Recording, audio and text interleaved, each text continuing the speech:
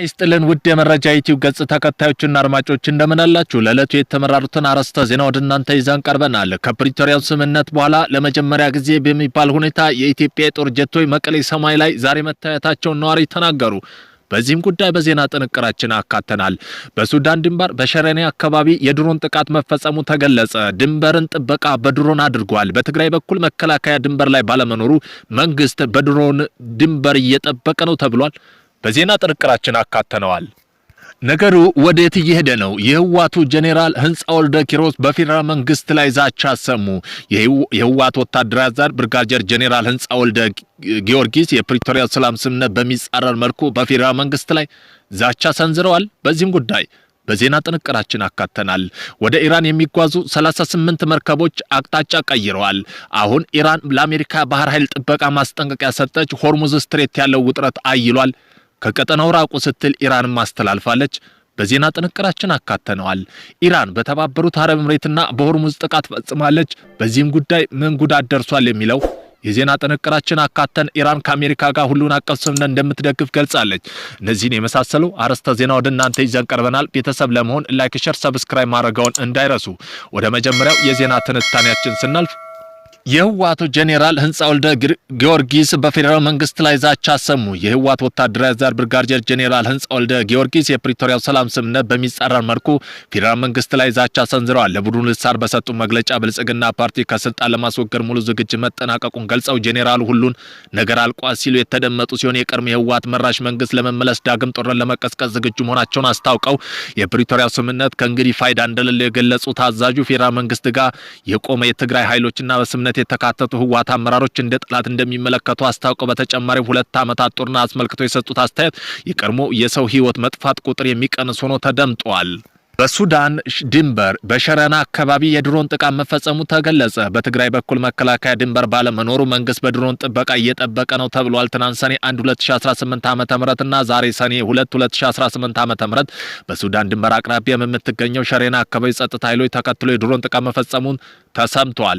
የደረሱ መረጃ እንደሚያመለክቱ ከሆነ ከጥቂት ቀናት በፊት ሰኞ ዕለት በትግራይ ታጣቂዎች በኤርትራ በኩል በእግር ተጉዘው ወደ ሱዳን ለመሸጋገር በሸረና ደርሰው የነበሩ ሲሆን ዛሬ ደግሞ የጦር መሳሪያ ሎጂስቲክ የጫኑ 2 ኦራልና 5 አርኤስኤፍ ኤፍኤስአር መኪናዎች ወደ ስፍራው አቅንተው ነበር። በሱዳን የሚገኘው የጦር አዛዥ እነዚህ ታጣቂ ለመቀበል ቀጠሮ ይዘው እንደነበር ተገልጿል። ይህን እንቅስቃሴ መነሻ በማድረግ ዛሬ ረፋዱ 5 ሰዓት ላይ የኢትዮጵያ አየር ኃይል በስፍራው የድሮን ጥቃት መፈጸሙ ታውቋል። በአሁን ላይ በትግራይ በሰሜን በኩል ከመከላከያ ድንበር ባለመኖር መንግስት በድሮን ድንበር ለመጠበቅ መገደዱ ተዘግቧል።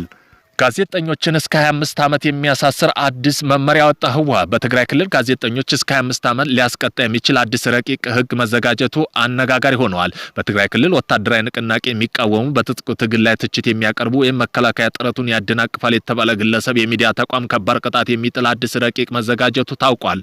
ረቂቅ ህጉ በተለይ ህግ ባለሙያዎች፣ ሰብአዊ መብት ተሟጋች ዘንድ ከፍተኛ ተቃውሞና ስጋት ቀስቀሷል። ዋና አከራካሪ የሆኑ ረቂቅ ነጥቦች ወደ ኋላ ተመልሶ ህጉ ከጸደቀበት ቀን ይልቅ ወደ ኋላ ተመልሶ ጦርነት ወደ ተቀሰቀሰበት ጥቅምት 24 2013 ዓ.ም ጀምሮ ተፈጻሚ እንዲሆን መደንገጉ ይህ አሰራር ከፌደራል ህገ መንግስትና ከዓለም አቀፍ ህግ መሪዎች ጋር የሚጋጭ ነው።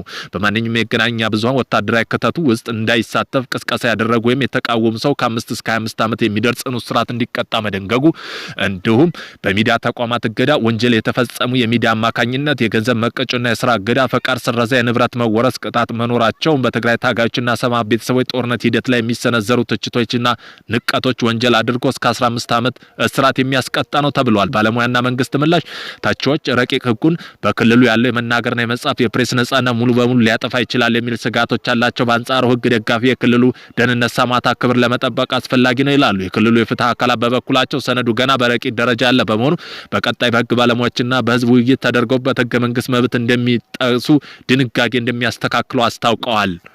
ኢራን ለአሜሪካ ባህር ኃይል ጥብቅ ማስጠንቀቂያ ሰጥታ የሆርሙዝ ስትሬትን ያለው ውጥረት አይሏል። ከቀጠናው ራቁ አለች ኢራን። ዶናልድ ትራምፕ አሜሪካ ባህር ላይ ለተቀረቀሩ መርከቦች እርዳታ ታደርጋለች ማለቱን ተከትሎ ኢራን ወታደራዊ ባለስልጣን የአሜሪካ ባህር ኃይል ከሆርሙዝ ባህር ወሽመጥ እንዲርቅ ጥብቅ ማስጠንቀቂያ ሰጥተዋል። ኢራን ማስጠንቀቂያ ላይ ማንኛውም የአሜሪካ ጦር መርከብ ወደ ቀጠናው መጠጋት የሚፈልግ ግጭት ውስጥ መንስኤ ሊሆን ይችላል ስትል ገልጻለች።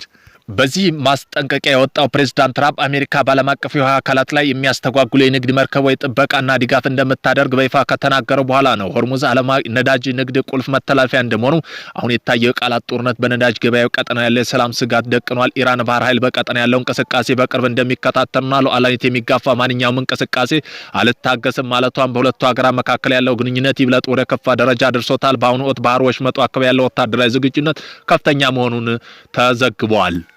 ወደ ኢራን የሚጓዙ 38 መርከቦች አቅጣጫ ቀይረው አሜሪካ በሆርሙዝ ሰርጥ እያደረገች ያለው ክልከላ ምክንያት ወደ ኢራን ሊያልፉ የነበረው 38 መርከቦች አቅጣጫ ቀይረዋል። አሜሪካ መካከለኛው ምስራቅ ሴንቲኮም በሆርሙዝ ባህር ዳርቻ አካባቢ ያካሄደ ያለው ወታደራዊ ዘመቻ 38 መርከቦች አቅጣጫ እንዲቀይሩ ወይም እንዲመለሱ መደረጋቸውን የተገለጸው ዙብ ባጋራው ተንቀሳቃሽ ምስል ወደ ኢራን ለማለፍ ቀዘፋ ላይ የነበሩ መርከቦች የአሜሪካ ጦር መርከቦችና ሄሊኮፕተሮች ሲከለክሏቸው ከመንገዷቸው ሲያስቆማቸው ታይቷል። ክልከላውን የአሜሪካ የንግድ መርከቦች ወደ ኢራን ወደቦች እንዳያልፉ ለማድረግ የምታደርግ ቀጥተኛ ወታደራዊ ጫና መሆኑን የገለጸው ዙ ኢራን ወደ ድርድር እስከምትመጣ ድረስ ዋሽንግተን የሆርሙዝ ሰርጥ አግዳ እንደምትቆይ አመላክቷል። አሜሪካ በፈረንጆቹ ሚያዝያ 13 የንግድ መርከቦች ኢራን ወደቦች እንዳያልፉ ክልከላ ያደረገች ሲሆን ፓኪስታን ኢስላማባድ የተደረገ ኢራን የአሜሪካ ድርድር አለመሳካቱን ተከትሎ ክልከላው አጠናክራ ቀጥላለች። በዚህ ምክንያት የዓለም የነዳጅ ዋጋ ከቀን ወደ ቀን ጭማሪ እያሳየ መሆኑን ዋሽንግተን የኔቶ አባል ሀገራት ጨምሮ ሌሎች ሀገራት በርካታ ወቀሳ እየደረሰባት እንደሚገኝ የቮይስ ኦፍ ኤሚሬትስ ዘገባ አመላክቷል። ኢራን ለቀረበላት የሰላም እቅድ ከአሜሪካ ምላሽ ማግኘቷን የሀገሪቱ ብሔራዊ መገናኛ ብዙሃን ዘገባ።